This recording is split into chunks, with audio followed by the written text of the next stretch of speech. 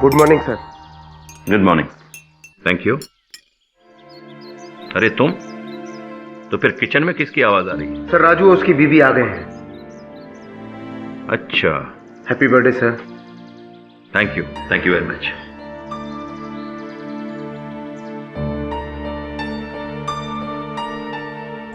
कहा जाता है कि एक नामी ड्रग पेडलर मुन्ना पडवाल ने अपने ही गैंग के एक आदमी पिद्दा शेख का अपने हाथों से खून कर दिया है। आज इस मर्डर केस का भी फैसला सुनाया जाएगा। Good morning sir. तुम लोग तो दोपहर को आने वाले थे ना?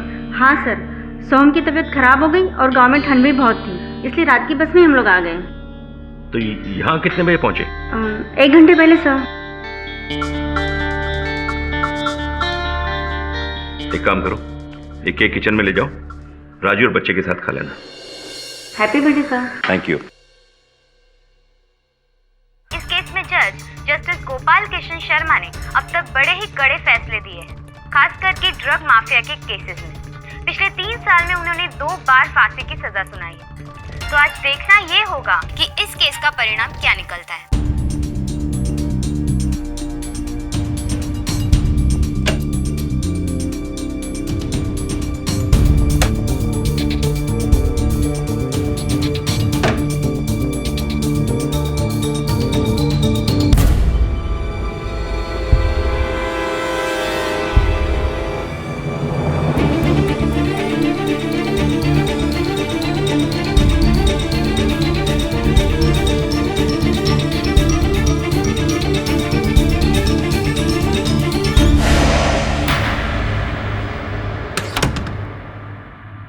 कहाँ जा रहे हो?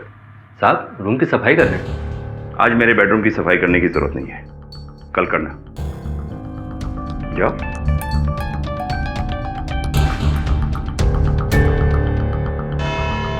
प्रोसिक्यूशन ने केस की गहराई तक जाकर यह साबित किया है कि पिद्दा शेख को मारने के लिए मुन्ना पडवाल के पास वजह तो थी, पर अभी तक कोई हथियार नहीं मिला है और ना ही उंगलियों के निशान। सारे के सारे सबूत सर्कमस्टेंशियल हैं, इसलिए कोई ठोस सबूत ना होने की वजह से मुन्ना पडवाल पर कत्ल का इल्जाम साबित नहीं होता है। यह कोर्ट मुन्ना पडवाल को बाइज्जत बरी करती है। The court is adjourned. Sir. क्या है? सर ये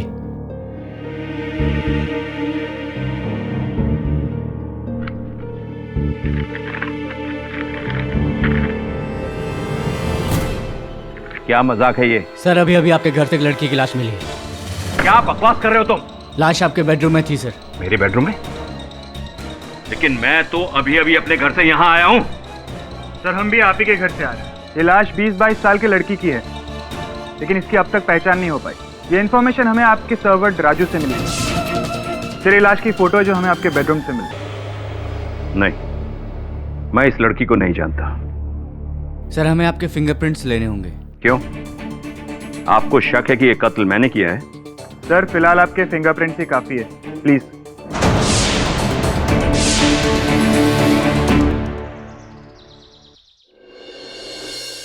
excuse me sir, Amrita ji आपसे मिलना चाहती हैं।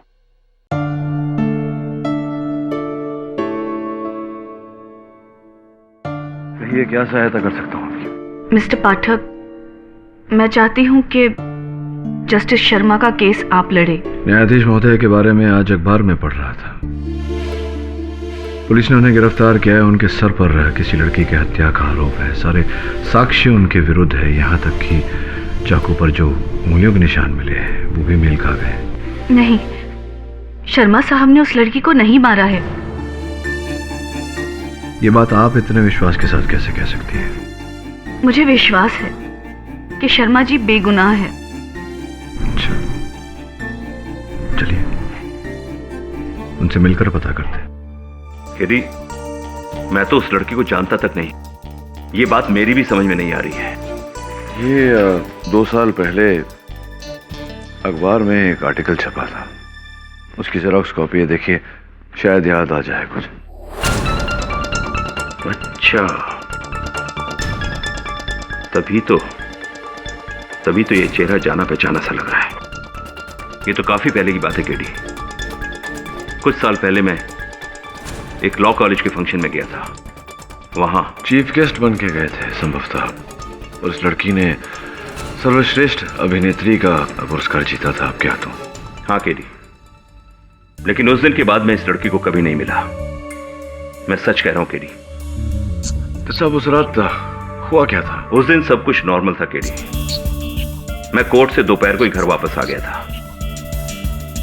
उसके बाद पूना से मेरी बेटी आ गई मुझे बधाई देने के लिए, क्योंकि अगले दिन मेरा जन्मदिन था। आई तो थी वो दोपहर को, लेकिन उसी रात को वो वापस चली गई। कुछ उदास सी लग रही थी। मेरी समझ में कुछ नहीं आया। उसके बाद मैं किचन में खाना बनाने चला गया, क्योंकि नौकर छुट्टी पर थे। अगले दिन मेरा जन्मदिन था। मेरी बेटी के जाने के बाद मुझे बधाई देने के लिए अमृता आई। उसके साथ मैंने केक काटा। इतनी रात गए अमृता जी आपके घर आई थी। क्या रिश्ता है आप दोनों के बीच? टेंडर हार्ट हाई स्कूल का नाम तो तुमने सुना ही होगा केडी। अमृता उस स्कूल की प्रिंसिपल होने के साथ साथ उसकी मालकिन भी है। अक्सर स्कूल के लीगल मैटर्स में मुझसे कंसल्ट किया करती थी, और फिर हमारी जान पहचान दोस्ती में बदल गई। हालांकि धीरे धीरे हमें यह भरोसा हो गया था कि हम दोनों एक दूसरे के बुढ़ापे का सहारा बन सकते हैं। मेरी एक बेटी है 20 साल की। मुझे समझ में नहीं आया कि वो इस रिश्ते को कैसे लेगी। और दूसरी ओर अमृता का भाई शरत बिल्कुल ये नहीं चाहता था कि हमारी दोस्ती आगे बढ़े। इसलिए हम दोनों ने यह फैसला किया कि इस दोस्ती को कोई दूसरा नाम ना दिया जाए। और फिर केक काटने के बाद अदिति का फोन आया था। हेलो पापा, हैप्पी बर्थडे। थैंक यू बेटा। तुम होती तो कितना अच्छा होता। मैं तुम्हें बहुत मिस कर रहा हूँ बेटा। मैं भी आपको बहुत मिस कर रही हूँ पापा। मैं अभी स्टेशन पर ही हूँ। मैं ऐसा करती हूँ, मैं वापस घर आ जाती हूँ। आ जाओ बेटा, आ जाओ। कुछ देर बाद अमृता अपने घर चली गई। जिसके बाद अदिति आई थी वो? नहीं, वो नहीं आ पाई। उसे पूना जाना था, कुछ अर्जेंट काम था। उसका एसएमएस आया था।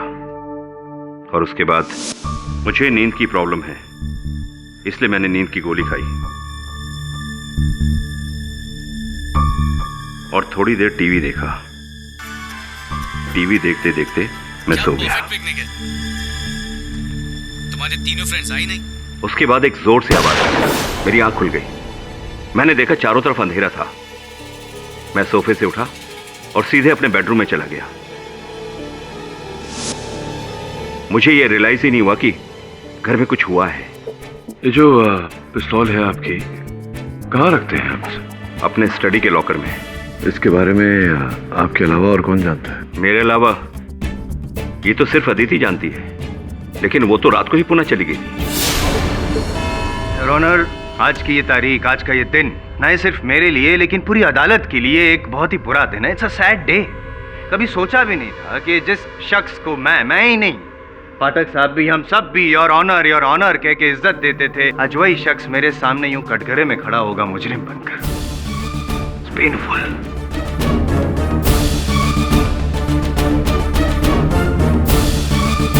एनीवेज योर ऑनर, ये केस बहुत सीधा है। ऑनर, हुआ यूं था कि रिया जी की लाश शर्मा जी के घर से मिली। घर से नहीं, बेडरूम से मिली, खून से लथपथ। उनके माथे पर यहाँ पर गोली चलाई गई थी और सीने में चाकू घोंपा गया था। उस चाकू पर शर्मा जी के उंगलियों के निशान भी थे। और जो गोली मिली है यहाँ माथे पर से रिया जी के, वो .32 बोर पिस्टल से चलाई गई थी। और शर्मा जी के घर से एक लाइसेंस बरामद हुआ है, वो भी .32 बोर पिस्टल का ही है। लेकिन मजे की बात यह है योर ऑनर, पिस्टल गायब है। ऐसा कैसे हुआ? हो सकता है ना योर ऑनर, हो सकता है क्योंकि शर्मा जी को इतना एक्सपीरियंस था कि वो मर्डर वेपन को गायब कर दे ताकि कोई सबूत ना रहे। और मेरा एक्सपीरियंस ये कहता है कि जिस दिन वो पिस्टल मिल जाएगी योर ऑनर, शर्मा जी की उंगलियों के निशान भी मिल जाएंगे। क्यों शर्मा जी? मैं यूं ही नहीं कह रहा हूं पाठक साहब, इसलिए कह रहा हूं क्योंकि जिस रात खून हुआ उस रात शर्मा जी और रिया जी के अलावा घर में कोई था ही नहीं। जाहिर सी बात है रिया ने खुद तो अपने आप पे गोली नहीं चलाई होगी, और ये बात साबित भी कर दूंगा मैं मेरे अगले गवाह के द्वारा। जोसेफ जी, अब शर्मा जी के बंगलों के चौकीदार हैं, वॉचमैन। जी साहब, करेक्ट। तो अब जज साहब को ये बताइए कि उस दिन उस रात कौन कौन आया था शर्मा जी के बंगले पे और कौन कौन कब गया था? जी साहब, जज साहब दोपहर को आए थे, उसके बाद वापस नहीं गए।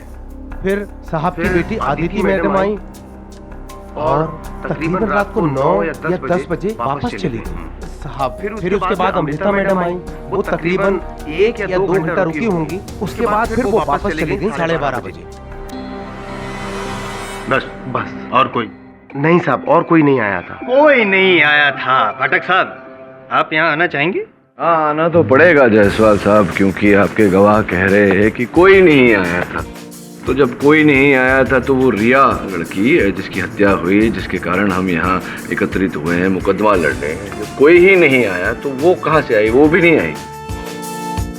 नहीं, मतलब देखा नहीं ना इन्होंने आते हुए। आप बैठिए, मैं संभाल दूं। आराम करिए, आराम करिए। क्या जोसेफ, उस रात थोड़ी हाँ साहब, होश में था। अच्छा, एकदम होश में था साहब।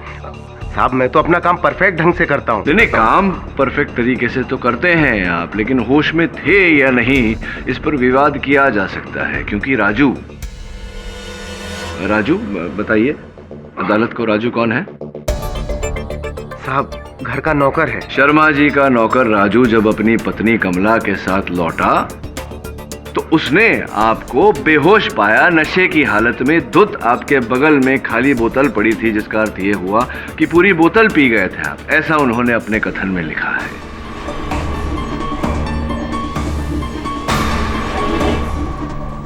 जी साहब, पी थी ना पूरी तरह से। वो साहब क्या है कि एक्चुअली अपने यहाँ फेस्टिवल था। हाँ, वो कुछ भी हो, लेकिन ड्यूटी पर पीकर सो गए थे ना। तो जब सो रहे थे तब तो तुम्हें पता कैसे चलेगा कि कौन आया कौन गया? पाठक साहब, जब ये पी के सो गया था तो उसके बाद रिया आई हो, ऐसा भी तो हो सकता है ना? नहीं, ये जब पी के सो गया था उसके बाद हत्यारा आया हो, ऐसा भी तो हो सकता है ना? योर ऑनर, जस्टिस शर्मा कोई साधारण व्यक्ति तो है नहीं। इस अदालत की ये बहुत ही माने हुए निपुण न्यायाधीश है और इन्फ्लुएंशियल भी। सॉरी डिस्टर्ब कर रहा हूँ। इन्फ्लुएंशियल पोजीशन का ही तो फायदा उठाया उन्होंने। शर्मा जी, ये जो लड़की है रिया, आप उसको पहले से जानते हैं क्या? ये बात सच है?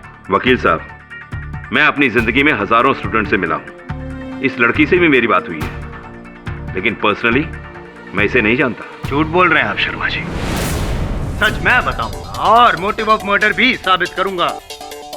योर ऑनर, जरा सोचिए, शर्मा जी की उम्र 55 साल की है, उनकी पत्नी को मरे हुए कई साल बीत गए हैं, और अचानक एक खूबसूरत 20 साल की लड़की उनके सामने आती है मदद मांगने के लिए, एक स्ट्रगलिंग एक्ट्रेस।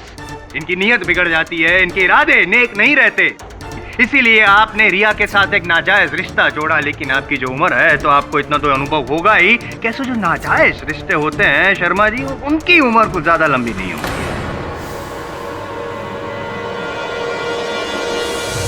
योर ऑनर, रिया ने इनको ब्लैकमेल करना शुरू कर दिया। ये डर गए, और जिस रात रिया की मौत हुई उस दिन रिया ने इनके साथ की जो तस्वीरें थी कुछ वो इंटरनेट पे अपलोड भी की थी। क्या करते हैं जज साहब? घबरा गए आप, डर गए, क्योंकि उनका रेपुटेशन जो दाव पे था ना, इसीलिए बड़े ही प्लानिंग के साथ शर्मा जी ने रिया को अपने घर पे बुलाया, बेडरूम में बुलाया पैसे देने के बहाने, लेकिन पैसे नहीं दिए, सीधी मौत दे दी, चाकू घोंप दिया और फिर गोली भी चला दी यहाँ सर पे। Your honour, this is a cold blooded murder done. तुम्हें कुछ और कहना है केडी? सर्वप्रथम योर ऑनर, मान लेते हैं कि जस्टिस शर्मा ने रिया की हत्या की। अगर इन्होंने रिया की हत्या की तो ये लाश को ठिकाने लगा देते योर ऑनर, न कि उसे अपने शयन कक्ष में सजा कर रखते, ताकि लाश वहां पाई जाए और ये फंस जाए। यही तो है योर ऑनर, हम अब तक इसी बात पर वजन देते आए हैं कि जस्टिस शर्मा ने रिया को मारा या नहीं। ये नहीं सोच रहे कि इस हत्या से, इस कांड से सबसे अधिक लाभ किसको हुआ। मैं इसलिए कह रहा हूं योर ऑनर, क्योंकि मुझे पूरा विश्वास है कि जिस व्यक्ति को इस कांड से लाभ हुआ है उसी ने जस्टिस शर्मा को इस केस में फंसाया है।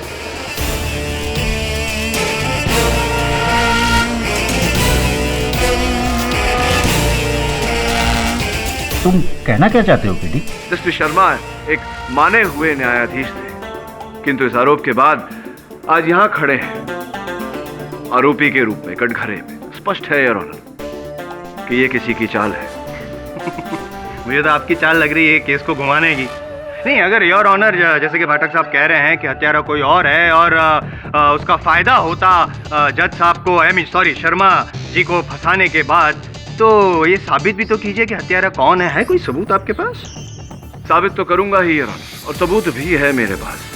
बहुत जल्द कुछ ही समय में असल हत्यारे को उस कटघरे में लाकर भी खड़ा करूंगा, लेकिन उससे पहले योर ऑनर क्षमा चाहता हूं, आपका सामान्य ज्ञान बढ़ाना चाहता हूं। संभवतः जो पोस्टमार्टम रिपोर्ट है वो आपने ध्यान से पढ़ी नहीं। रिया की मृत्यु चाकू लगने से नहीं हुई जायसवाल साहब, सर में गोली लगने के कारण हुई है। 0.32 बोर। गोली लगने के बाद सारा जो लहू था उनके शरीर का वो बह गया था। जिस समय चाकू मारा गया उन्हें पोस्टमार्टम रिपोर्ट के अनुसार वो मृत थी।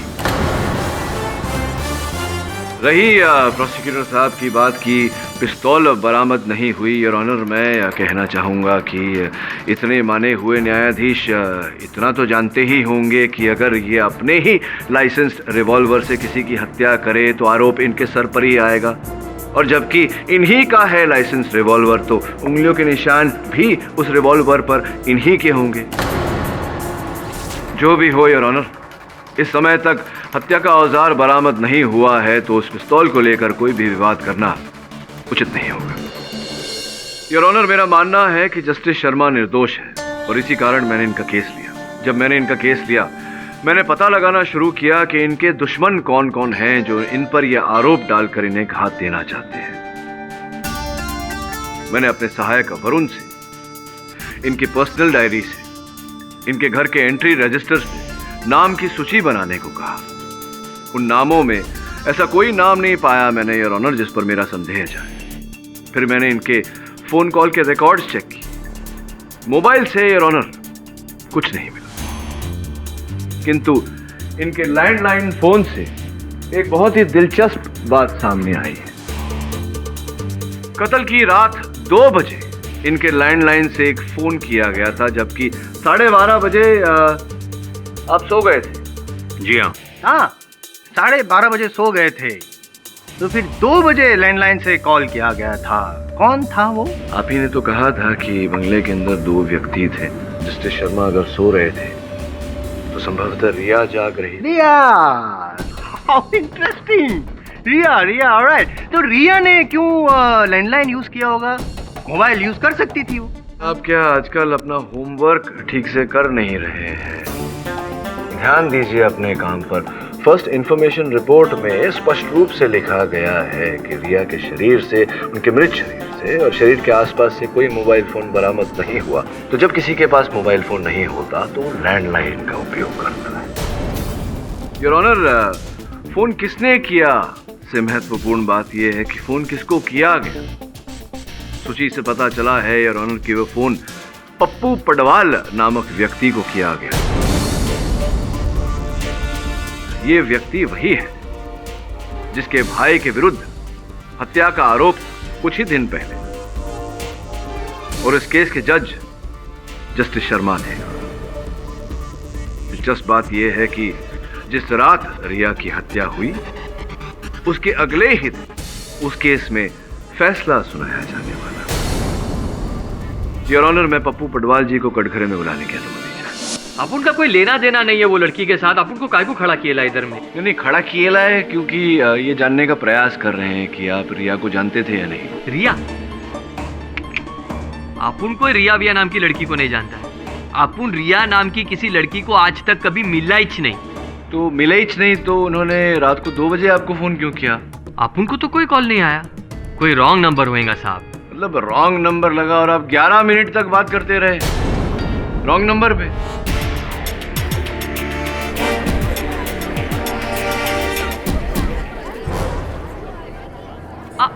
हाँ हाँ हाँ, याद आ गया साहब, याद आ गया। एक लड़की का फोन आया तो था। अभी क्या है ना साहब, हाँ। रात को 2 बजे कोई जवान लड़की का फोन आएगा तो थोड़ा बहुत टाइम पास तो बनता है ना।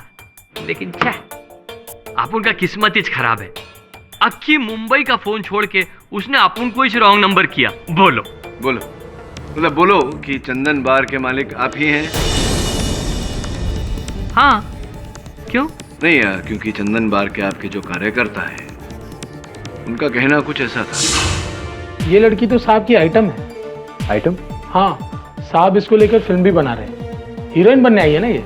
मतलब आप अपनी फिल्म में उसे हीरोइन लेना चाहते थे, ऐसा वादा किया था आपने उसे, और अब पहचानने से इनकार कर रहे, क्यों झूठ बोल रहे हैं? हाँ साहब, झूठ तो बोला था अपन, क्योंकि अपन को कोई लफड़े में नहीं फंसने का था। वैसे ही अपन का रिकॉर्ड बहुत खराब है। ये बताइए कि उस रात क्यों गई थी रिया जस्टिस शर्मा के यहाँ? किसी विशेष काम से गई होंगी, आपने भेजा होगा। अरे साहब, अपन काय को भेजेगा उसको जज साहब के उधर? अपन को कुछ नहीं मालूम। वो लड़की जिंदा होती ना तो वो खुद ही बोलती कि अपन इनोसेंट है। जिंदा होती तो हम सब यहाँ होते ही नहीं।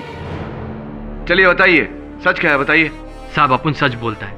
उस रात अपन अलीबाग में था, बीवी बच्चे के साथ। अच्छा, अलीबाग में थे। जस्टिस शर्मा, क्या कहा था आपने? आप 12:30 बजे ही टीवी देखते देखते सो गए थे? जी हाँ। इसका मतलब जब आप जागे तो अंधेरा था कमरे में। कहने का अर्थ यह है कि टीवी बंद था। जी हाँ। लेकिन आपने तो कहा था कि आप टीवी देखते देखते सोए थे। उस समय टीवी ऑन था। मुझे तो अच्छी तरह याद है कि मैंने टीवी को ऑफ नहीं किया था। अगर आपने टीवी बंद नहीं किया था तो आपके अतिरिक्त तो उस घर में केवल रिया थी, जिनकी हत्या रात को 2:30 बजे हो चुकी थी। अगर रिया ने लाइट्स बंद नहीं की तो किसी तीसरे ने की।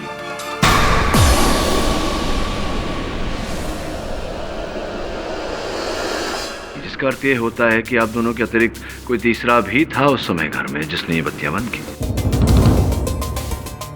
योर ऑनर, ये जो घर की बत्तियां बंद करना, घर का सामान ठीक से लगाना, ये एक आदत वाली बात होती है जो केवल घर की महिला करती है या घर का नौकर। नहीं साहब, मैं तो सुबह आया साहब, मैंने कुछ नहीं किया साहब। ये जो इंस्पेक्टर कामले है, बड़ी सरल रीत है इनके पास में सच उगलवाने की। 2 ही मिनट में उगलवा लेते हैं। क्या करना चाहेंगे? नहीं साहब, बताता हूँ साहब। बताइए। साहब, मैं और मेरी बीबी और बच्चे बहुत पहले आ गए थे साहब। थोड़ी देर बाद साहब जब मैं बाहर निकला तो हॉल में देखा टीवी चल रहा था और साहब सो रहे थे। फिर मैं अंदर गया और टीवी बंद कर दिया साहब। अच्छा, तो घर के अंदर प्रवेश कैसे किया आपने? वो साहब, घर के पीछे जो किचन का दरवाजा है उसकी एक चाबी मेरे पास और एक चाबी जोसेफ के पास साहब ने दे रखी थी, ताकि हम घर के अंदर कभी भी आ जा सके साहब को बिना डिस्टर्ब किए। और फिर क्या हुआ? साहब, मैं अपने कमरे में गया और सो गया। नहीं तो फिर आपने पुलिस को झूठ क्यों बोला कि आप सवेरे आए थे? साहब, मैं डर गया था साहब, मैं डर गया था साहब। जब मैं लाइट्स बंद करने किचन की तरफ जा रहा था तो तभी रास्ते में। पहचानता है ना अपन को? देख, ये बड़े लोग के बीच की बात है, बीच में आएगा ना तो अपन भूलता नहीं है किसी को, समझा? मुझे लगा जज साहब और पप्पू पडवाल में कुछ लेना देना है, और जब उस लड़की की लाश मिली तो मैं डर गया साहब। मैं इस मामले में नहीं पढ़ना चाहता था साहब, इसीलिए मैंने झूठ बोला। तो पूरी तरह से फंस गए हैं आप पप्पू जी। क्या कर रहे थे आप शर्मा जी के घर उस रात? देखो साहब, अपन को कोई लफड़े में नहीं फंसने का था। अपन तो खाली शर्मा साहब का स्कैंडल बनाने को मांगता था, बस।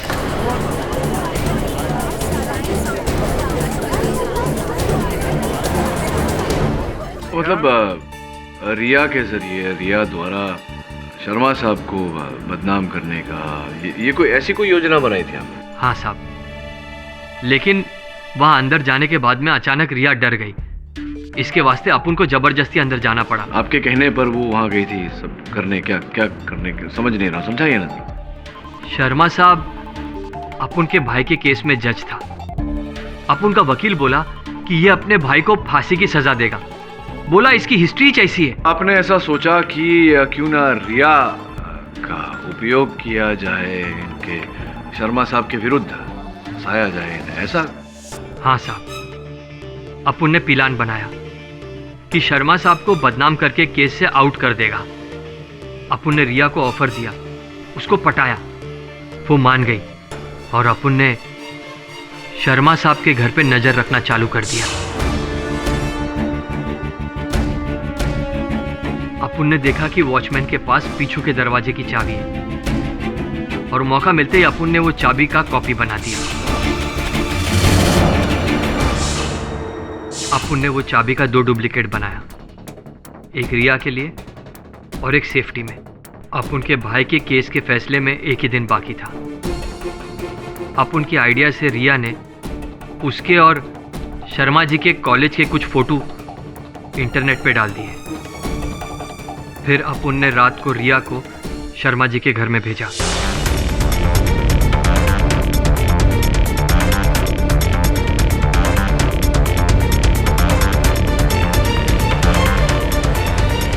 रात को 1 बजे रिया शर्मा जी के बेडरूम में पहुंच गई।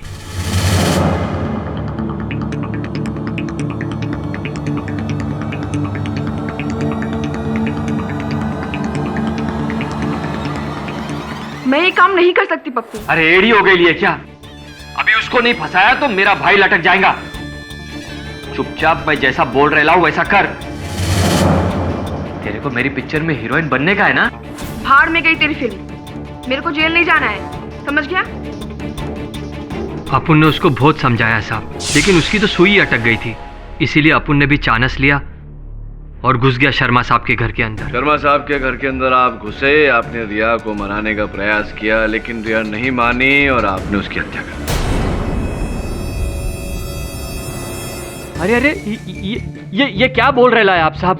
सिर्फ इसलिए कि अपुन का क्रिमिनल रिकॉर्ड है आपने मान लिया कि अपुन ने मर्डर किए लाए। जब अपुन अंदर पहुंचा तो अपुन ने देखा कि वो पहले ही मर चुकी थी और आपने बोला कि वो 2:30 बजे मरी है। 2:30 बजे रास्ते पर मामू ने अपुन का चालान काटा है, अपुन के पास रसीद भी है। चिंता मत करो, मैं जानता हूं कि हत्या आपने नहीं की। जो भी है, आपने इतना तो कबूल किया कि रिया को आप ही ने भेजा था। भेजा काम नहीं कर रहे हैं मेरा। सीरियसली योर ऑनर, समझ नहीं आ रहा है पाठक साहब। आप सब्र कीजिए, बताता हूँ, धीरे धीरे खोलता हूँ कहानी। योर ऑनर, मैं जस्टिस शर्मा की सुपुत्री अदिति को कटघरे में बुलाने की अनुमति चाहूँ। अदिति उस रात अचानक क्यों चली गई? क्या वाकई कॉलेज का कोई काम आ गया था या आपको आपके पिताश्री और अमृता जी के बीच जो संबंध है उसका ज्ञान हो गया? किसी ने बताया आपको इन दोनों के बारे में? संभवतः वो, क्या नाम है राजू की पत्नी का, कमला ने बताया होगा। नहीं, राजू, उसी ने फोन करके मुझे बताया कि साहब को इश्क हो गया। और उसी रात मैंने पापा को अमृता से फोन पे बात करते सुना। अमृता, अदिति यहाँ घर पे आई हुई है। मुझे बहुत गुस्सा आया। मैंने तभी डिसाइड कर लिया कि मैं 1 सेकंड और घर पे नहीं रुकूंगी और सीधा स्टेशन चली गई वापस पूना निकलने के लिए। और वहाँ पे वेट करते करते मैंने पापा को फोन किया रात के 12 बजे। हेलो पापा, हैप्पी बर्थडे। से बात करने के बाद मुझसे रहा नहीं गया तो मैंने उनसे कहा कि मैं वापस घर आ रही हूँ। पर फिर सेलफोन है, सेलफोन कंपनी के अनुसार सेलफोन का एक लोकेशन ट्रैकिंग डिवाइस होता है, तो उस समय आपका सेलफोन आपके पापा के घर पर ही लोकेटेड था रात के 2:30 बजे। तो आप आई, बुरा लगा आपको, आप पापा को विश करने आई और बिना विश करे चली गई। हाँ, मैं जब पापा से मिलने वापस गई थी तब मैंने वहाँ पे अमृता को देखा घर से निकलते हुए, और अमृता को वहाँ देखकर मुझे बहुत गुस्सा आया। इसलिए मैंने उसी टैक्सी वाले को कॉल किया और उसमें वापस पूना चली गई। ये बात आपने पहले क्यों नहीं बताई? क्योंकि मुझे लगा ये बात इतनी इम्पोर्टेंट नहीं है, इसलिए मैंने नहीं बताई। ओके, बैठिए। That's all your honour. Your honour, इसका मतलब कि अदिति ने भी खून नहीं किया। मिस्टर जायसवाल, मुझे इस केस के बारे में आपसे कुछ बात करनी है। मुझे मालूम है पिस्तौल कहाँ है और किसने छुपाई है।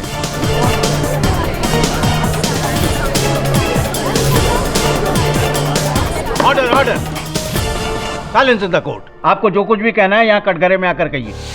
जी, मैं अमृता का भाई शरद हूँ। अभी आपने वहाँ पे कहा कि आपको पता है कि पिस्तौल किसने छुपाई, बताइए। उस दिन जब अमृता घर वापस आई तब वो काफी परेशान थी। तब मैंने सोचा कि अब इसे समझाने से कोई फायदा नहीं है, और बाद में मैं सीधे शर्मा के घर पहुंचा उसकी खबर लेने। और जब मैं वहां पहुंचा तब मुझे गनशॉट की आवाज सुनाई दी और मैं वहीं रुक गया। और उतने में शर्मा घर से बाहर आया और उसके हाथ में एक पिस्तौल थी। साहब शरद जी, आपने शर्मा जी के हाथ में पिस्तौल देखी? आपने शर्मा जी को पिस्तौल छुपाते हुए भी देखा? मैंने देखा उनके हाथ में एक पिस्तौल थी जो उन्होंने गार्डन में गमले के पीछे छुपाई। ऑनर, मुझे लगता है कि हमें मर्डर वेपन का पता चल गया है और मैं रिक्वेस्ट करूंगा अदालत से कि पुलिस को भेज के वो मर्डर वेपन बरामद करवाया जाए। मिस्टर कामले, आप अभी शर्मा जी के घर जाइए और वो मर्डर वेपन ढूंढ के लाइए। जी सर। शरद जी, जब आप जानते थे कि शर्मा जी ने वहाँ पिस्तौल छुपाई है तो आपने ये बात पुलिस के समक्ष क्यों नहीं रखी? साहब, उस दिन मैं बहुत डर गया था और इसीलिए उल्टे पांव ही वापस घर चला गया। और अगले दिन सुनने में आया कि पुलिस ने शर्मा को अरेस्ट कर लिया है मर्डर के लिए। तब मुझे लगा कि अब इंसाफ होगा, पर अदालत में बैठे बैठे मुझे कोई चीज खाई जा रही थी और ऐसा लग रहा था इन सब बातों में कहीं कातिल निकल ना जाए। इसलिए मैंने तुरंत यहाँ के सब कुछ बोल दिया। सर, झूठ! केडी ये झूठ बोल रहा है। ये पहले से ही मुझसे नफरत करता है। इसे डर है कहीं अमृता और मेरी शादी हो गई तो अमृता की पूरी प्रॉपर्टी और अमृता का स्कूल इसके हाथ से निकल जाएगा।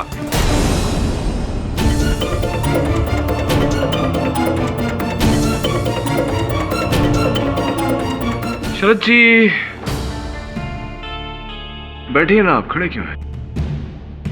योर ऑनर, मैं अमृता जी को कटघरे में बुलाने की अनुमति चाहता हूं। अनुमति है। अभी अभी आपके भाई साहब ने कहा कि आपको परेशान देखा जब उन्होंने, उसके बाद वो शर्मा जी से मिलने चले गए। वहां क्या थी आप उस रात? परेशान थी किसी बात को लेकर? जी।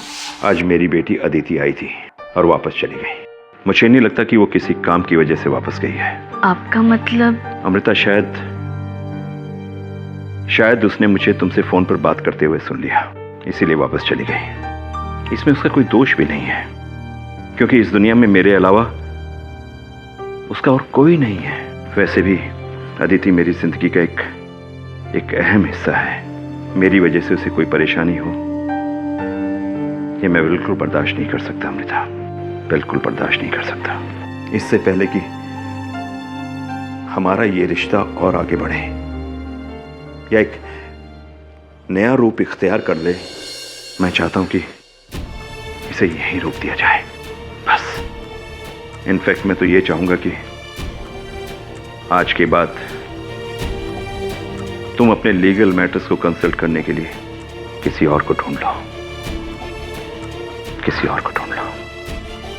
मैं जब घर पहुंची तो मुझे परेशान देखकर शायद शरद को गुस्सा आ गया हो और वो चला गया हो शर्मा जी के घर। हाँ, तो क्या लगता है आपको? मुझे समझ नहीं आ रहा कि शर्मा जी और खून नहीं, मुझे यकीन नहीं हो रहा कि उन्होंने ये कत्ल किया है। पर शरद झूठ क्यों बोलेगा? शरद झूठ नहीं बोल रहा है। मुझे यकीन नहीं हो रहा कि उन्होंने ये कत्ल किया है। पर शरद झूठ क्यों बोलेगा? शरद झूठ नहीं बोल रहा है। झूठ तो आप बोल रही हैं अमृता जी। हाँ? अब देखिए ना, आपने झूठ बोला शर्मा साहब से कि आप पहले से विवाहित नहीं हैं, जबकि आप पहले से विवाहित हैं। आपके पूर्व पतिदेव का देहांत हो चुका है।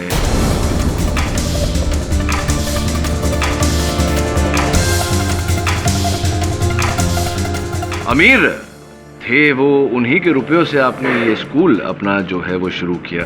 स्कूल की जहाँ बात आई तो जिस बैंक में आपके स्कूल का खाता है उनके साथ मैंने बातचीत की, सूची निकलवाई तो पता चला 9,55,00,000 रुपए का कर्जा है आपके स्कूल पर। इन सब चीजों का इस केस से क्या मतलब है? नहीं, वो ये है कि बैंक ने आपको वो ऑर्डर भेजा था ना, टेक ओवर ऑर्डर, कि अगर आप उनके रुपए ना दे पाए तो कब्जा कर लेंगे आपके स्कूल पर, टेक ओवर कर लेंगे। और अगर आपको अपने स्कूल को बचाना होता तो आपको शर्मा साहब की तरह ही कोई ऐसे ऊंचे ओहदे पर रईस घराने का व्यक्ति चाहिए था आपको, और इसीलिए आपने शर्मा साहब को फंसाया। एक हद तक आप सफल भी हुई, लेकिन दुर्भाग्यवश आपके लिए अदिति बीच में आ गई। और उस रात ही देख लीजिए कि शर्मा जी ने आपसे रिश्ता तोड़ने की बात की, और उसके कुछ समय बाद ही अदिति का फोन आया। आपको पता चला कि अदिति घर लौट रही है, तो आप चली तो गई वहां से, जाते जाते आप जो चाबियां हैं वो साथ ले गई। आप जानती थी कि शर्मा साहब अपनी वो पिस्तौल स्टडी के लॉकर में रखते हैं। उद्देश्य आपका ये था कि आप लौट कर आएंगी और अदिति को जान से मारेंगी, और आप लौटी 2 घंटे बाद। तो हुआ ये कि आपको रिया को पहचानने में गलती हो गई। आपने रिया को अदिति समझ लिया। आप घुसी थी वो पिस्तौल लेकर शयन कक्ष में, बेडरूम में अदिति को मारने, लेकिन वहां अंधेरा था, आपको ठीक से दिखाई नहीं दिया। आपने रिया को ही अदिति समझा और उसे गोली मार दी।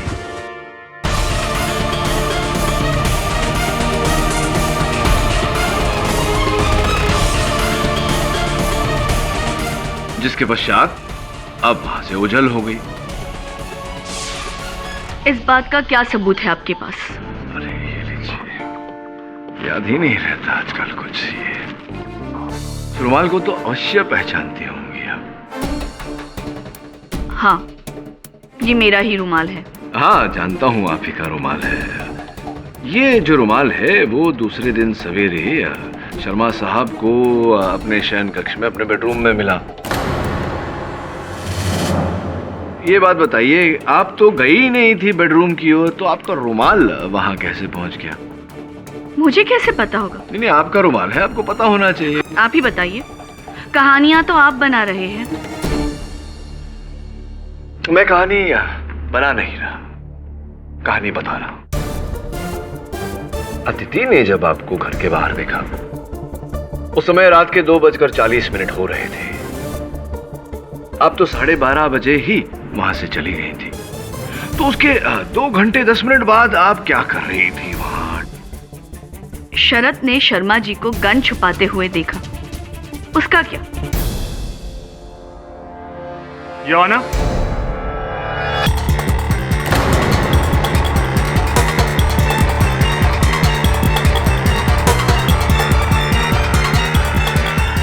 हमें जो जगह बताई गई थी वहां पर हमें पिस्तौल नहीं मिली। अरे कैसी बात कर रहे हैं आप?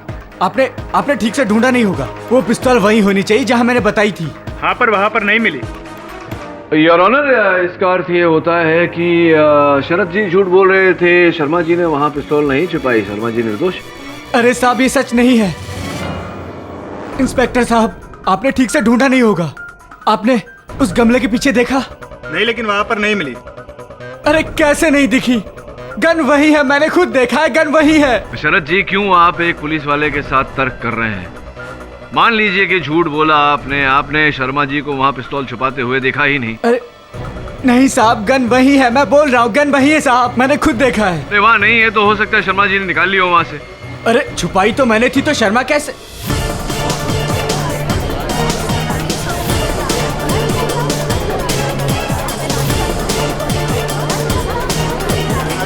Order, order. अच्छा, आप ही ने छिपाई थी पिस्तौल वहां, यानी कि खून भी आप ही ने किया है? मैंने कोई खून नहीं किया साहब, मैं तो सिर्फ वो गन छुपाने गया था। कत्ल तो अमृता ने किया है। शरद, मुंह बंद रख अपना इडियट। नहीं, अब मुंह बंद रख के क्या फायदा? बिल्ली बोरी से बाहर आ चुकी है। I mean, the cat is out of the bag. चलिए ना, बताइए ना प्लीज, क्या क्या हुआ था? हाँ, मैंने ही रिया को अदिति समझकर मारा।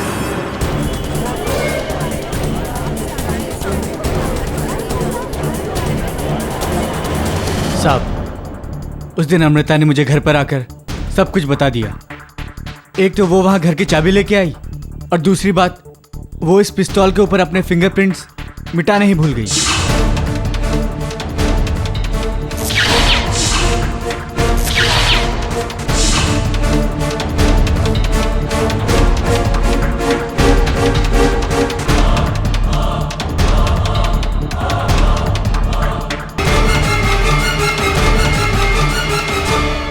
फिर जब अदिति ने अपने कथन में कहा कि उन्होंने रात के 2:40 पर अमृता जी को घर के बाहर देखा, तो आप भयभीत हो गए। आपको लगा कि आपकी बहन पकड़ी जाएगी और अपनी बहन को बचाने के लिए आपने ये झूठा कथन दिया अदालत में कि शर्मा जी ने वो पिस्तौल वहां छिपाई।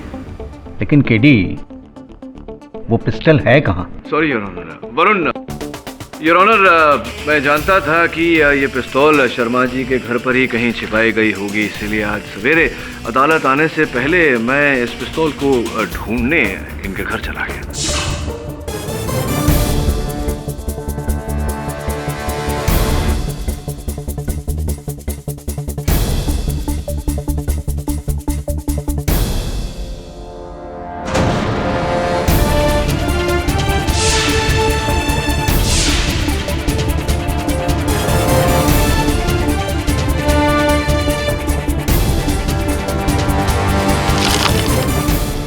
क्षमा चाहता हूँ योर ऑनर कि पिस्तौल के मिल जाने के बाद भी मैंने इसे छिपाए रखा।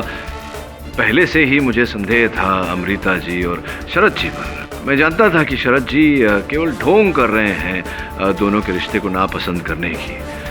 योर ऑनर, मैंने ये बात केवल इसलिए छिपाई ताकि अदालत में ये कबूल करें कि हत्या इन्होंने की। अमृता और शरद ने चूंकि अपना जुर्म कबूल किया है, इससे मिस्टर शर्मा की बेगुनाही साबित होती है। इसलिए यह अदालत मिस्टर शर्मा को बाइज्जत बरी करती है और शरद और अमृता को फौरन हिरासत में लेने का हुक्म देती है। साथ ही पप्पू को भी हिरासत में लेने का हुक्म देती है। The court is adjourned. KD. हाँ जी सर। केस हारा हूँ, हिम्मत नहीं आ रहा हूँ। प्रणाम सर, प्रणाम। KD, thank you very much, I am obliged. कैसी बातें कर रहे हैं जस्टिस, मैं तो केवल अपना काम कर रहा हूं।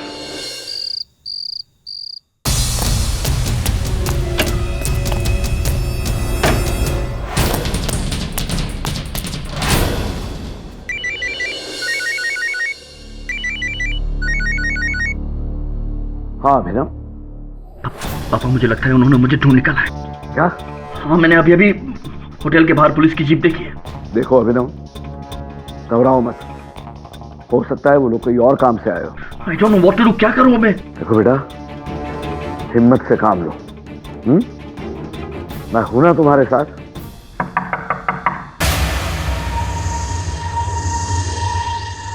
दरवाजे पर कोई है। देखो तुम्हें कुछ नहीं होगा, मैं हूं ना।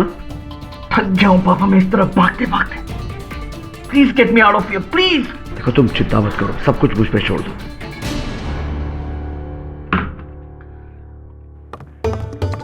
किसका फोन था? गोल्डी का फोन था। वो घर क्यों नहीं आ रहा?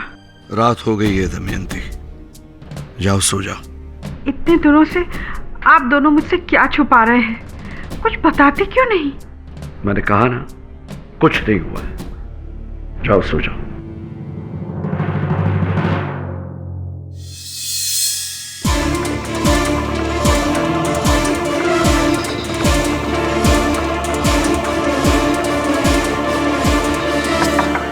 हाउसकीपिंग। क्या काम है? तौलिया बदलना था सर, 2 मिनट लगेगा। नहीं चाहिए, जाओ। लेकिन सर। बोला ना, नहीं चाहिए, जाओ। अच्छा साहब, वो सुबह की खाने की ट्रे दे दीजिए। अगर किचन बंद हो गया तो प्रॉब्लम हो जाएगी।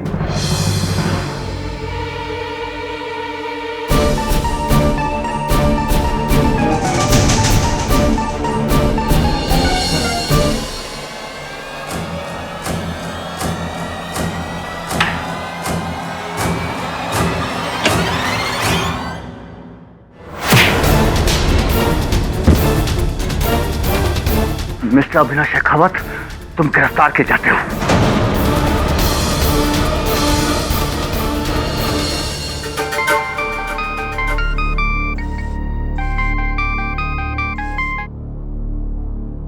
हेलो, एक अच्छी खबर है टोंग सर, अभिनव शेखावत जयपुर की लॉज से पकड़ा गया। जब्बार, इब आया ऊंट पहाड़ के नीचे। करमवीर शेखावत, इब के करोगे के?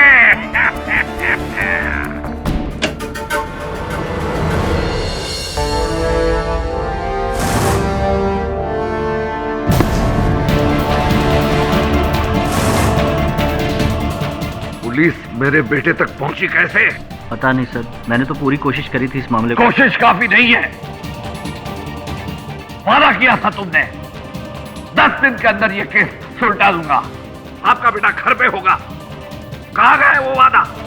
सर मैं बस तुम्हारे बहाने सुनने के लिए वक्त नहीं है मेरे पास। अब चलो थाने, अभिनव की बेल करानी है। बेल नहीं हो सकती सर।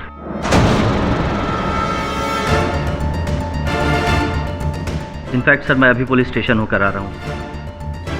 बहुत ही स्ट्रांग केस बनाया है उन्होंने आपके बेटे के खिलाफ। सर अब कोई उम्मीद नहीं है। क्या कहा तुमने? आई एम सॉरी सर, मैं अब इस केस में कुछ नहीं कर सकता। तो फिर यहाँ क्या कर रहे हो तुम? तबाह हो जाओ।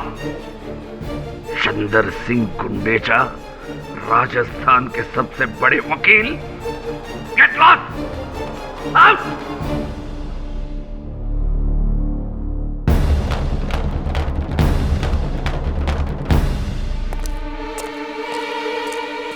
पुलिस? गोल्डी को पुलिस ले गई? मेरा गोल्डी इतनी मुसीबत में था और इतने दिनों आपने मुझे कुछ बताया तक नहीं। एक बेटा तो खो चुकी हूँ आपकी जिद में, अब दूसरा नहीं खोना चाहती। दमयंती, मैं गोल्डी को कुछ नहीं होने दूंगा। कैसे? आपकी आखिरी उम्मीद तो चली गई मुंह फेर कर। अब एक ही उम्मीद और है। अगर आपके दिल में हमारे रिश्ते की जरा भी अहमियत है तो अपना अहंकार भूलकर बुला लीजिए उसको। देखो नहीं, अब मैं और चुप नहीं रहूंगी। वो इस घर का बड़ा बेटा है। मुसीबत के वक्त अपना ही खून काम आता है। शायद एक बाप को अपने बेटे की जरूरत नहीं, पर एक माँ को है। एक भाई को अपने बड़े भाई की है।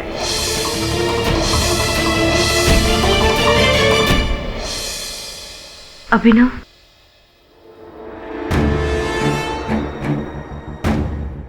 चली जाओ यहाँ से। अभिनव सुनो, मैं तुमसे कोई बात करना नहीं चाहता हूँ, पर चली जाओ यहाँ से। अभिनव तुम समझने की कोशिश क्यों नहीं?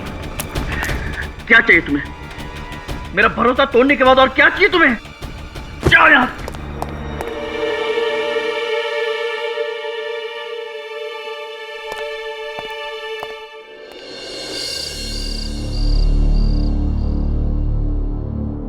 अगर आपके दिल में हमारे रिश्ते की जरा भी अहमियत है तो अपना अहंकार भूलकर बुला लीजिए उसको। वो इस घर का बड़ा बेटा है। मुसीबत के वक्त अपना ही खून काम आता है।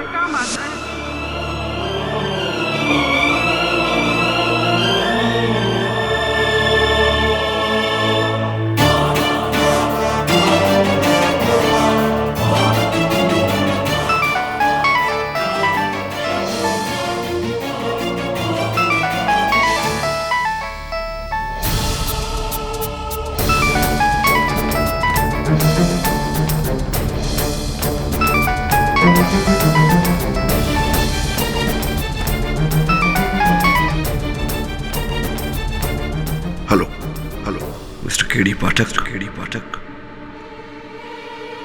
क्या आप जयपुर आ सकते हैं? अगर आ सकते हो तो कल ही आ जाइए। सुबह।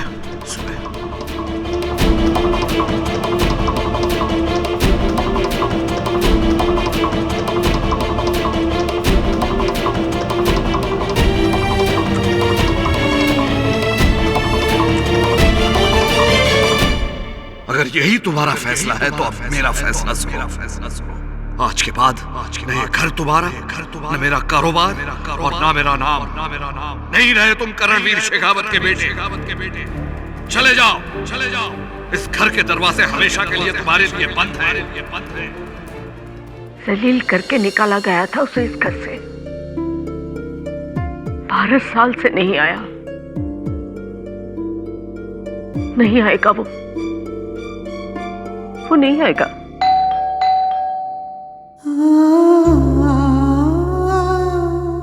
कभी खुशी कभी गम, न जुदा होंगे हम। कभी खुशी कभी गम। 12 साल क्यों नहीं आए? गुड्डू, मेरे बच्चे। आ गए तुम?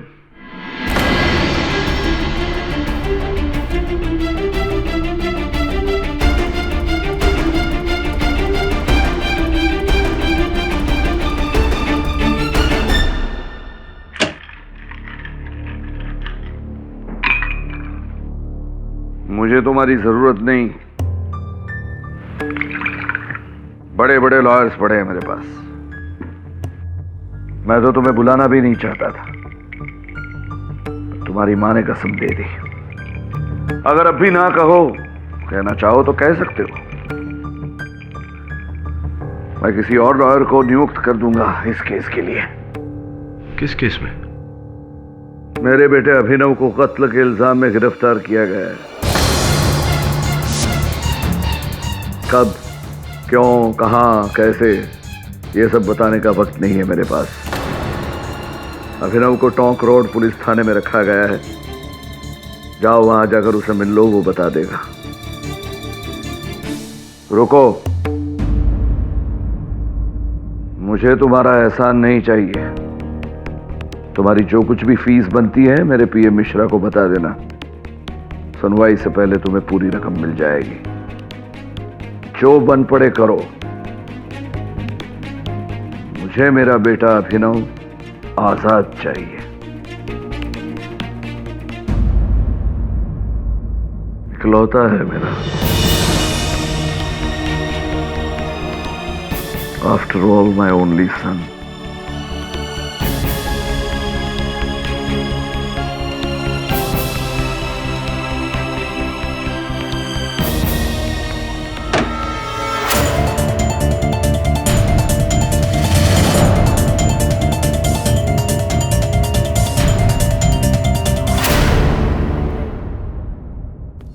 अभिनव,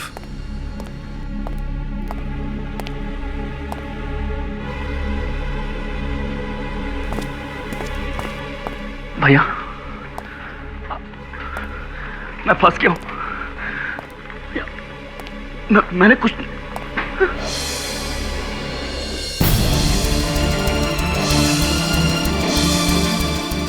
शांत हो जाओ।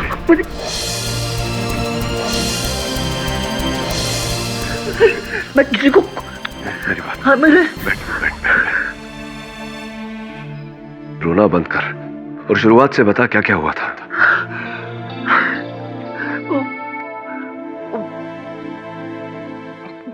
बरका को आप जानते हैं ना, मेरी मंगेतर। अभी 6 महीने पहले हमारी सगाई हुई थी।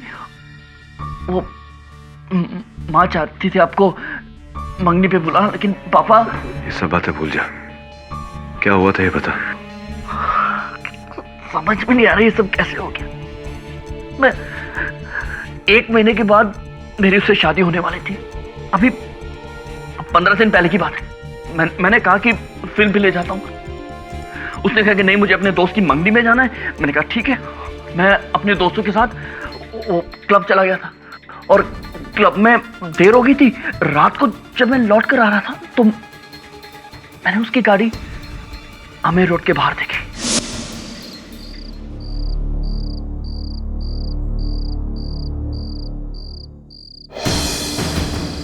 बरखा की गाड़ी?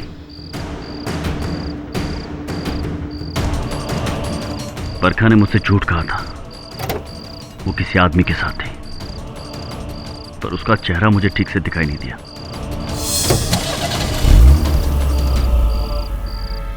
मैं टेंशन में आ गया था, सोचा जाके उसे कन्फ्रंट करूं, लेकिन फिर सोचा एक और तरीका है सच तक पहुंचने का।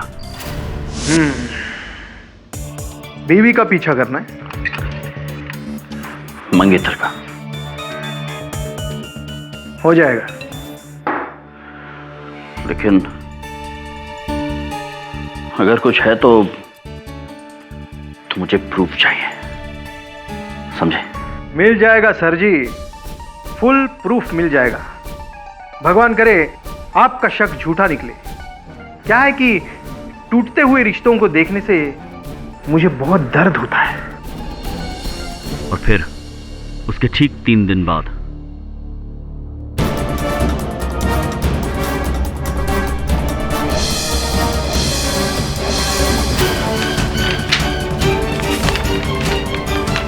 आई एम सॉरी सर, आपका शक सही निकला।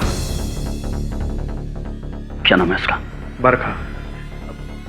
सॉरी, जगदीश खुल्लर नाम है उसका। जगदीश खुल्लर? जी, बहुत बड़ा आदमी है, इस शहर का डिप्टी म्युनिसिपल कमिश्नर है वो। बिल्डिंग के सारे प्रोजेक्ट्स वही करवाता। रहता कहाँ है? अपने अमर रोड पे गोलीमार मैदान के पास उसका बंगला है, C35। सर ये फोटो। सर तूने खुल्लर के घर का पता क्यों मांगा था? गया था तू वहां? हाँ, मैंने सोचा जाके खुल्लर की खैर ले लूं, लेकिन जब मैं वहां पहुंचा तो मुझे अकल आई कि पहले मुझे बरखा को कन्फ्रंट करना चाहिए, उससे पूछना चाहिए। Pick up the phone Barkha, come on pick up the phone, pick up the phone, damn it, pick up the phone बरखा।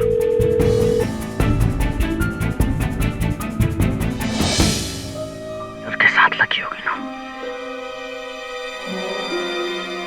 फिर उस रात मैं अपने दोस्त राहल के घर चला गया, उसे बरखा के धोखेबाजी के बारे में बताने के लिए।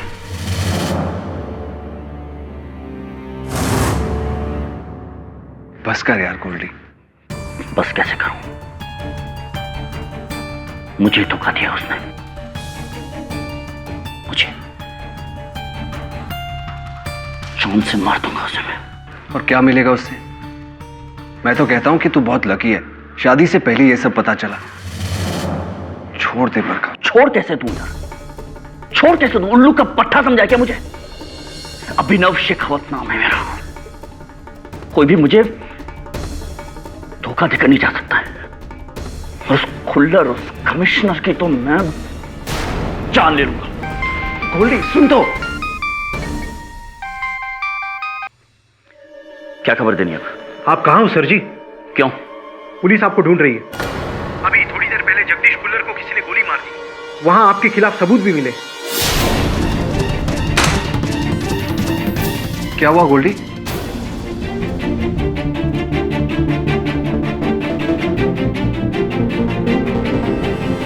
क्या हुआ गोल्डी? खुल्लर। क्या हुआ खुल्लर को? पापा, पुलिस ढूंढ रही है हमें। You idiot! क्या जरूरत थी उस आदमी के घर पे जाने की? तुझे पता है ना मेरा और उसका। खैर अब सुन, तू कहां है? राहिल के घर पे। तो ठीक है, यहां से निकल और अजमेर पहुंच जा, शुक्ला जी के गेस्ट हाउस में। और किसी को पता नहीं चलना चाहिए कि तू वहां है, जब तक मैं ये मामला सुलझा नहीं लेता। और तू अजमेर जाने के लिए निकला है, वो भी किसी को पता ना चले, ठीक है? मैं सब कुछ संभाल लूंगा। फिर दिल्ली से अजमेर, अजमेर से जयपुर, जयपुर से उदयपुर, बस भागता रहा, छिपता रहा, इस डर से कि कहीं पकड़ा ना जाऊं। मुझे नहीं भागना था, लेकिन पापा के कहने पे मैं भाग गया।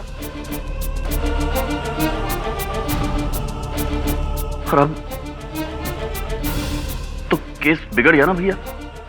सब यही सोच रहे कि मैं खून करके भागूं। भैया प्लीज मुझे बता दीजिए, सेव मी प्लीज, क्योंकि सिर्फ आप ही जो मुझे बचा सकते हैं। और बचपन से आप ही ने मुझे बचाया है। याद है स्कूल में एक बार प्रिंसिपल ने मुझे पनिश किया था इस इल्जाम में कि मैंने वॉल पे कुछ लिखा था, और तब आपने मुझे बचाया था ये साबित करके कि वो लिखावट मेरी नहीं थी। भैया मैं तब भी निर्दोष था और आज भी निर्दोष हूं। मां की सौगंध। डोंट वरी, कुछ नहीं होने दूंगा तुझे। एक बात बता, फोरेंसिक्स के अनुसार कुल्लर की हत्या 9 बजे हुई। 9 बजे तू अपने दोस्त के साथ था ना? क्या नाम उसका? राहिल खान। 9 से तकरीबन 11 बजे तक मैं वहीं था भैया। श्योर? हाँ। गवाही की जरूरत पड़ेगी।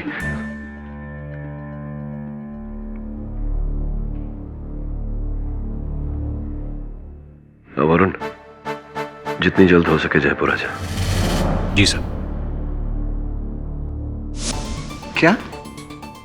अभिनव का कहना है कि उस रात वो मेरे घर पे था। आई एम सॉरी, पर ये झूठ है। उस रात मैं घर पे अकेले था। इनफैक्ट अभिनव आया था, लेकिन शाम को 6 बजे के करीब, और 8 बजे तक तो वो निकल गया था। 8 बजे? पक्का 8 बजे? क्योंकि जगदीश खुल्लर का मर्डर 9 बजे हुआ था। जी हाँ, 8 बजे।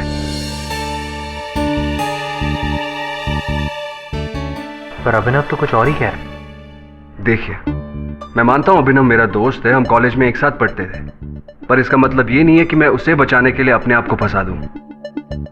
आई hope you understand me. I understand. Thank you.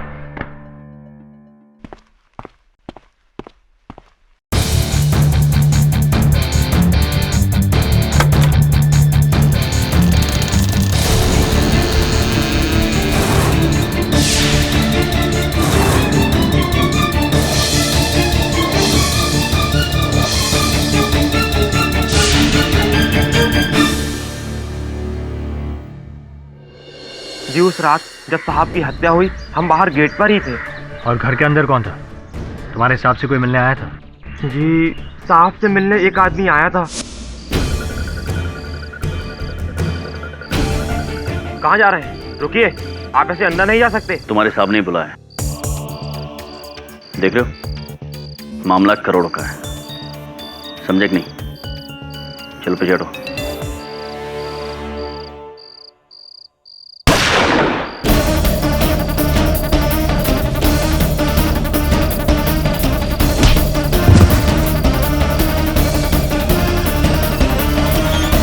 इतनी जोर से धक्का मारा साहब कि हमारा हाथ कट गया। अब तो ये कोई बेवकूफ भी देख के बता सकता है कि हमारे साहब को उसी लड़के ने मारा। अदालत में छोड़ेंगे नहीं उसे, सच सच सच कहेंगे, गया वो लड़का।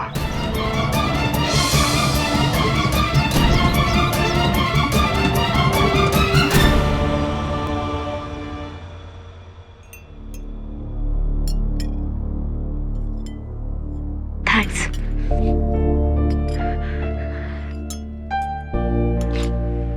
पता नहीं ये सब क्या हो रहा है।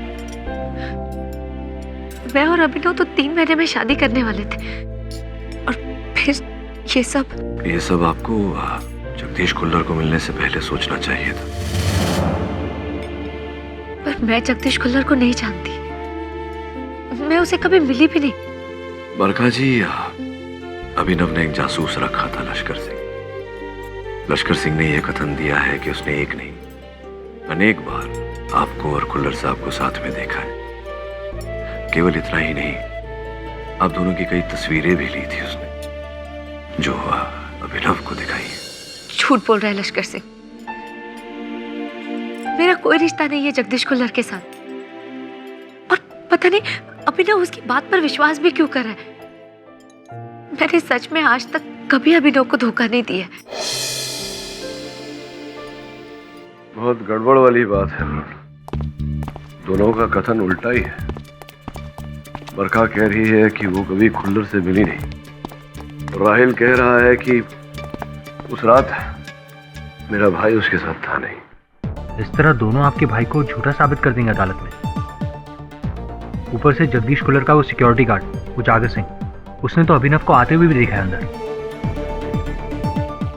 सर इस केस में उसकी गवाही मेन है। समझ में आ रहा है कि डिफेंस लॉयर गुंडेचा ने क्यों अपने हाथ धो लिए इस केस से। गुड्डू। जी माँ। आ गया तू? जी माँ। सारे गवाह सारे सबूत मेरे भाई के विरुद्ध है। वो जासूस लश्कर सिंह जिसने तस्वीरें खींची थी, उसका पता चला? हाँ सर, मैं वहाँ गया था पर उसके ऑफिस पर ताला लगा हुआ था। कमाल है, कल केस की सुनवाई है, वो इतना अहम कहाँ बदलाव होता है। केस कैसा चल रहा है? चल रहा है। गोल्डी वापस आएगा ना जल्दी? तू चिंता मत कर, आ जाएगा। भाई ये मेरा सहायक है वरुण। नमस्ते। जीता रहे। लो चाय पियो। Thank you.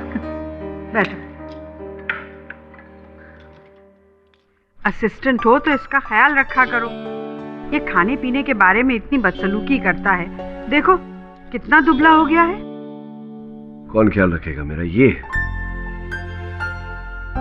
कैसी बातें कर रही है माँ? वैसे अगर मैं दुबला हो गया हूँ तो ये क्या है फिर? इसकी टांगे देखो, माचिस की तीलियां जैसी है। Come on sir. How is it going पाठक?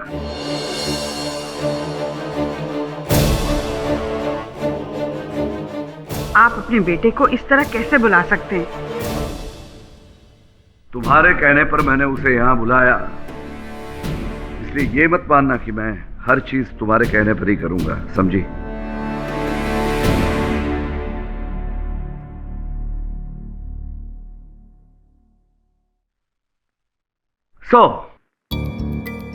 सुना है कि अभिनव के पक्ष में गवाहों को ढूंढने में आपको दिक्कतें हो रही है।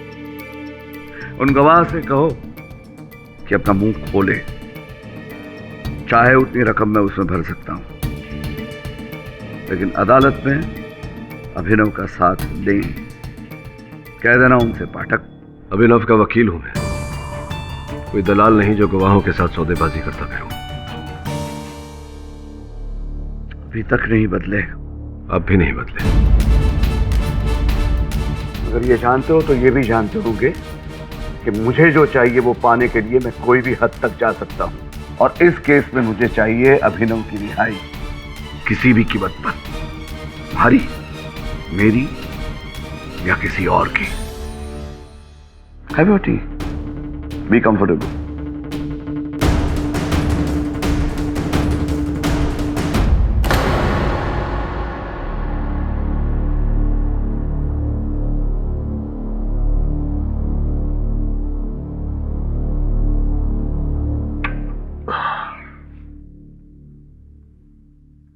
सर एक बात पूछूं? आपके फादर का सरनेम शेखावत और आपका पाठक। पाठक मेरी मां का उपनाम है वरुण। शेखावत नाम से तो मेरे पिताजी मुझे वंचित कर चुके हैं। क्यों सर? बड़ी लंबी राम कहानी है, सुनाऊंगा किस दिन। इस समय पूरा ध्यान केस पर लगाना पड़ेगा। इस केस में जो प्रोसिक्यूटर है वो भी आज तक कोई केस नहीं आ रहा, धर्मेंद्र देसाई। लॉर्ड, 19 जनवरी रात ठीक 9 बजे मिस्टर अभिनव शेखावत गुस्से में और नशे में चूर होकर शहर के deputy municipal commissioner Jagdish Kullar के बंगलों पर पहुंचे, जिनका इनके फियांसे के साथ अफेयर था, जिसका बदला लेने के लिए ये अपनी लाइसेंस रिवॉल्वर कॉल्ड M1911 लेकर गए।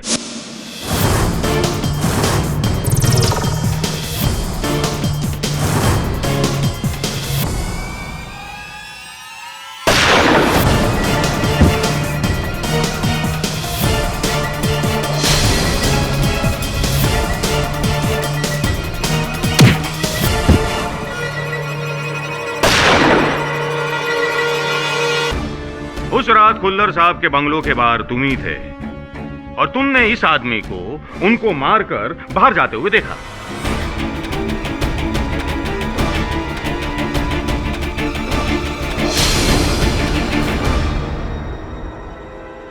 पता नहीं साहब। पता नहीं? वो क्या है ना साहब, उस समय तो मैं ड्यूटी पर ही नहीं था, मैं तो घर गया था खाना खाने के लिए।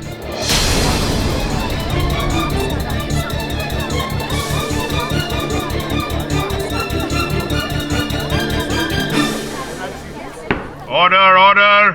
लेकिन उजागर सिंह, तुम ही ने हमको बताया था कि तुमने इस आदमी को पहले बाहर से अंदर जाते हुए देखा और फिर अंदर से बाहर जाते हुए देखा। नहीं साहब, मैंने ऐसा नहीं बोला, न देखा। मैं तो उस समय ड्यूटी पर था ही नहीं। पता नहीं कौन घर के अंदर आया और किसने मेरे साहब को मारा।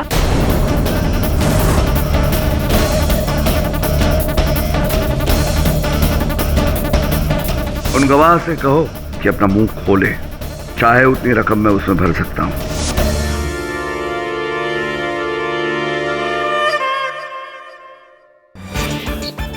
आफरी गो न उमरी करो।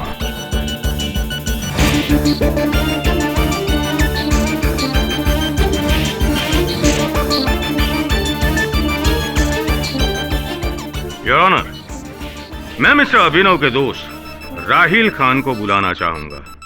इजाजत है।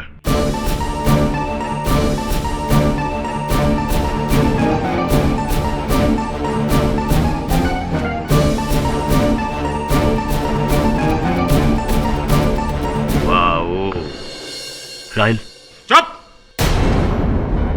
बोले तो इसे।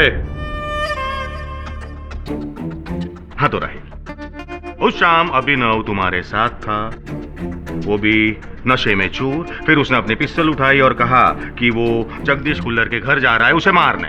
यही कहा था ना? हाँ, बोलो बोलो। जी नहीं, अभिनव ने जो बयान पुलिस को दिया था वही सच है।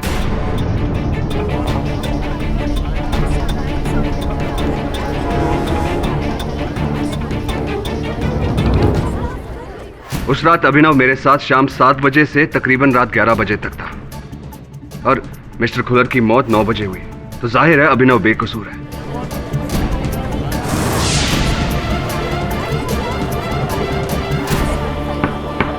Order order. ये क्या बोल रहे हो तुम? वही जो आप सुन रहे हैं। अभिनव बेकसूर है और उसकी बेगुनाही का सबसे बड़ा गवाह मैं हूं।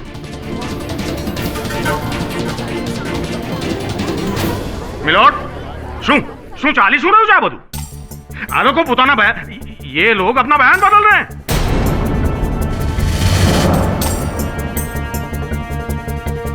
पुलिस के सामने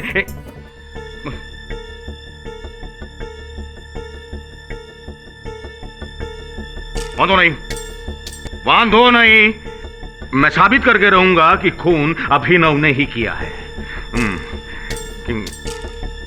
हाँ।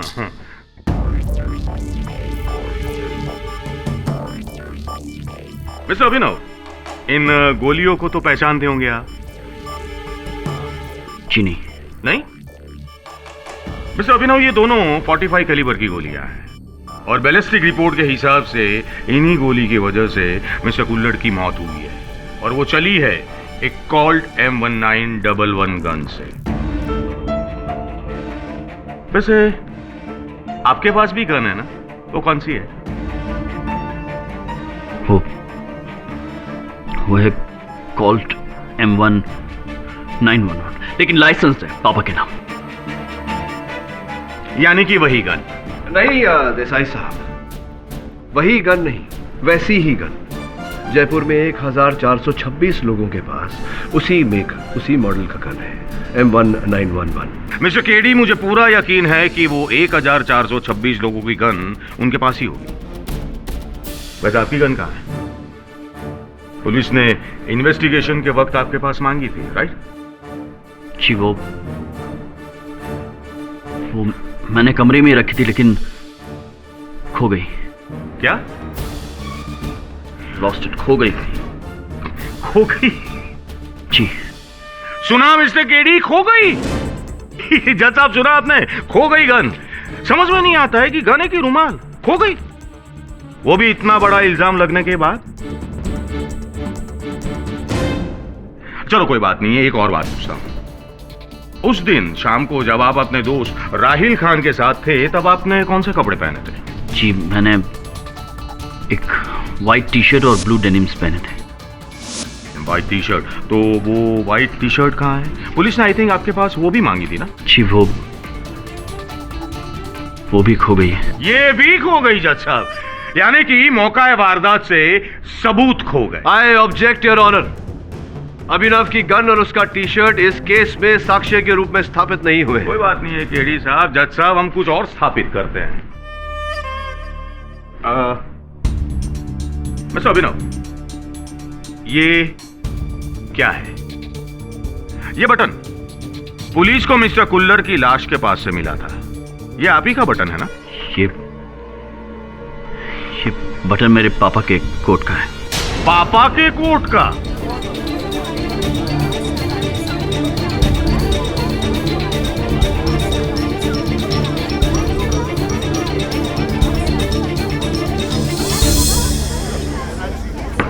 साइलेंस! मतलब तुमने अपने पापा का कोट पहना था? जी हाँ। नहीं, जी नहीं। तो फिर ये बटन वहां कैसे पहुंचा? वो मैं बता सकता हूं।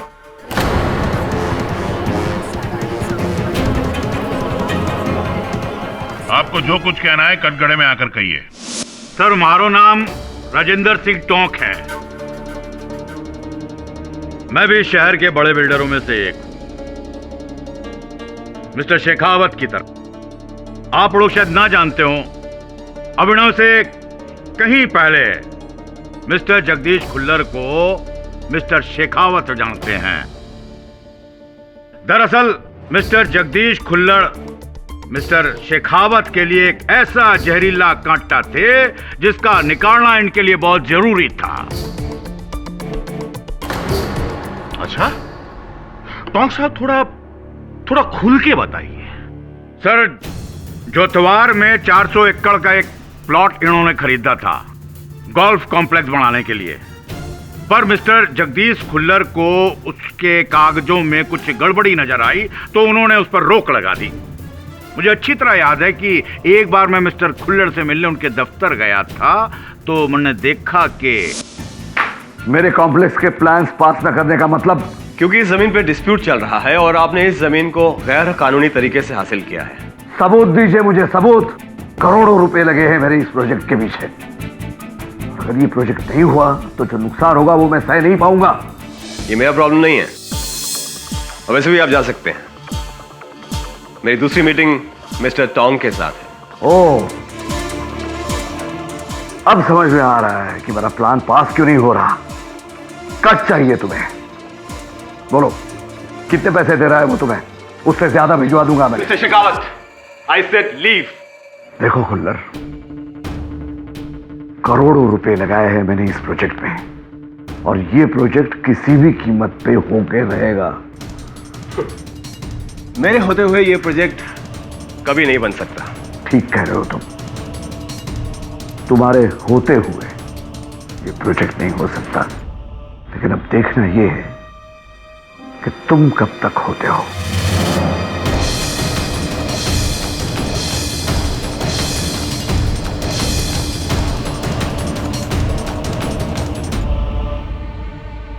आइए मिस्टर टोंग, बैठिए। हाँ, अबे बराबर समझायो। इसका मतलब ये है कि बाप और बेटे दोनों की एक ही आदमी के साथ दुश्मनी थी, है ना? जी, छोड़ो आने सच। मतलब एक की पर्सनल और दूसरी की प्रोफेशनल, समझाइयो। केस दो बराबर समझाएगा हो। ये खून पर्सनल वजह से नहीं, प्रोफेशनल वजह से खून हुआ है और इसका ये केस है? जी। ये खून पर्सनल वजह से नहीं, प्रोफेशनल वजह से खून हुआ है और इसका ये केस है? जी।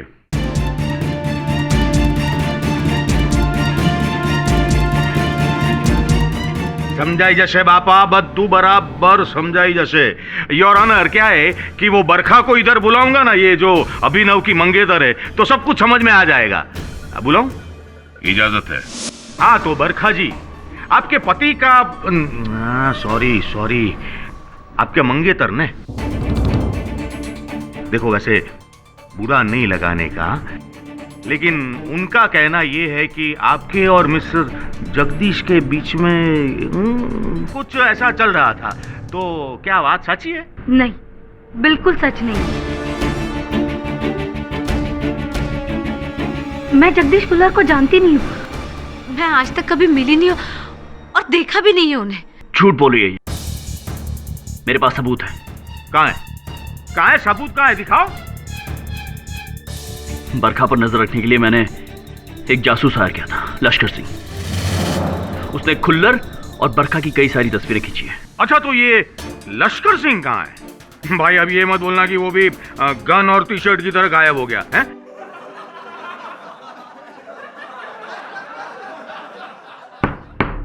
Order order.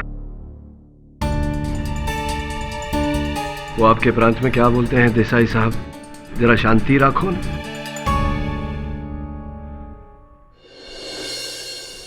ये तस्वीरें कहाँ है? वो तस्वीरें वो मेरे पास नहीं है, लश्कर सिंह के पास है। लेकिन लश्कर सिंह गायब है, लापता है। क्या तुम्हें याद है कि कौन से दिनांक पर ये चित्र लिए गए थे? अच्छी तरह से याद है। 9th, 10th और 11th जनवरी, जब बरखा ने मुझसे झूठ बोला था कि वो अपने अंकल से मिलने गई थी Agra, but the fact is वो यही जयपुर में थी अपने आशिक के साथ। नहीं अभिनव, उन दिनों में आगरा में ही थी। 10 तारीख को हम ताजमहल देखने गए थे। उसकी फोटोज है मेरे फोन में, देखिए। अच्छा, दिखाओ फोटो दिखाओ। हाँ, ये आगरा में थी केडी साहब। देखिए केडी साहब, देखिए, शी इज राइट। अच्छा, मुझे एक बात बताइए, ये अपने पूरे परिवार के साथ आगरा में थी, तो उसी वक्त वो जयपुर में कैसे हो सकती है? तुम्हारा जासूस झूठ तो नहीं बोल रहा था? झूठ तुम्हारा भाई बोल रहा है। कोई जासूसी का केस नहीं है, कोई अफेयर नहीं है। अभिनव शेखावत की कहानी महज एक डिस्ट्रैक्शन है असल केस से। मिस्टर जगदीश कुल्लर के साथ तुम्हारे भाई का नहीं, तुम्हारे पिता का बैर था।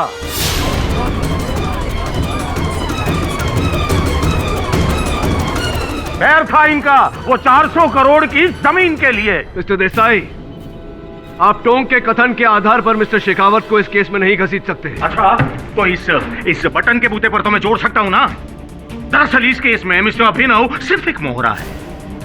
असली बादशाह तो मिस्टर करणवीर शेखावत है, a corrupt an evil man जो अपनी बात मनवाने के लिए किसी भी हद तक जा सकता है। मिस्टर देसाई, आपके इन लांछनों का कोई प्रमाण है आपके पास?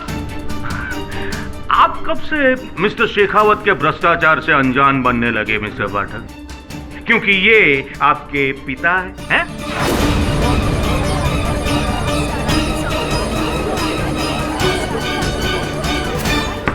साइलेंस। ये अदालत है और अदालत में मेरे लिए कोई पिता नहीं, कोई भाई नहीं, केवल मुवक्किल है। अदालत?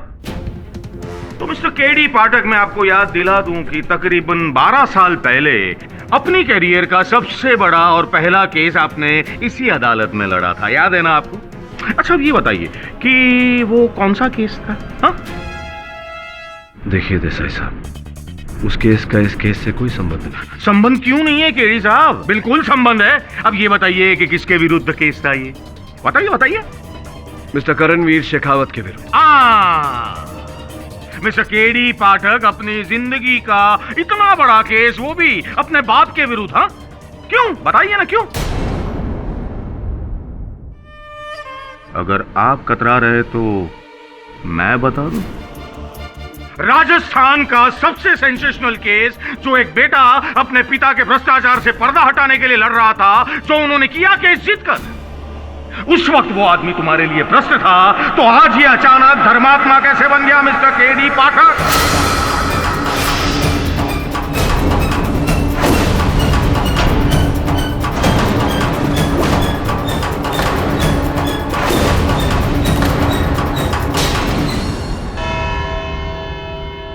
क्यों? घंटी बज गई? Court is adjourned.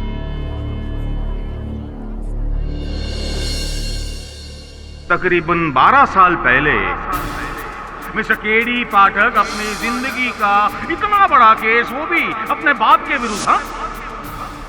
राजस्थान का सबसे सेंसेशनल केस, जो एक बेटा अपने पिता के भ्रष्टाचार से पर्दा हटाने के लिए लड़ रहा था, उस वक्त वो आदमी तुम्हारे लिए भ्रष्ट था, तो आज ये अचानक धर्मात्मा कैसे बन गया मिस्टर केडी पाठक?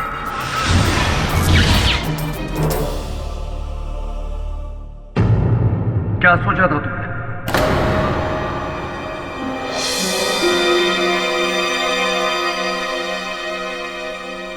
12 साल पहले जो कीचड़ तुमने मुझ पे उछाला था, उसके दाग धुल गए होंगे।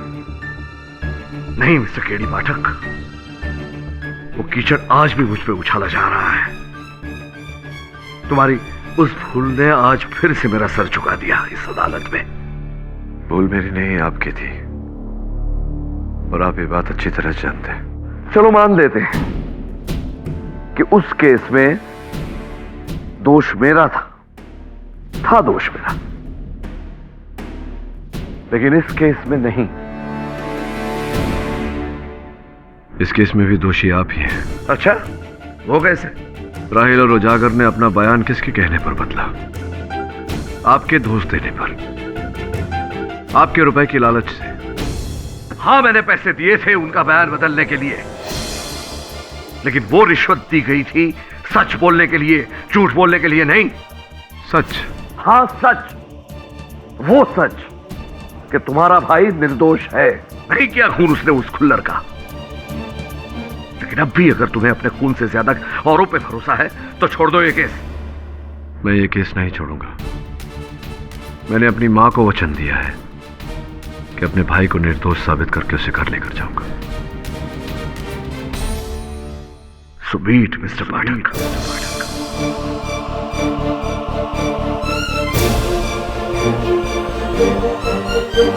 और भी दिलचस्प कहानी देखने के लिए हमारे चैनल को सब्सक्राइब करें और बेल आइकॉन दबाना न भूलें।